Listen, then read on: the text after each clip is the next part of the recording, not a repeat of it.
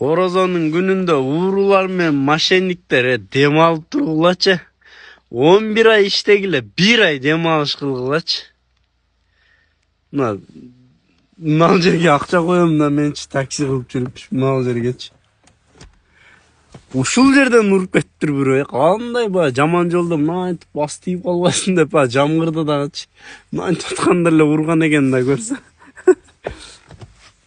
Койбойт экенсиңер да силер. Азыр такси слабый болуп атат уруулар. Мен кое туруп таксилерди тонобой тургула мына күн ысыйт го. Ошондо эметсеңер нормальный акча урдайсыңар го. Жакшы крупныйраак.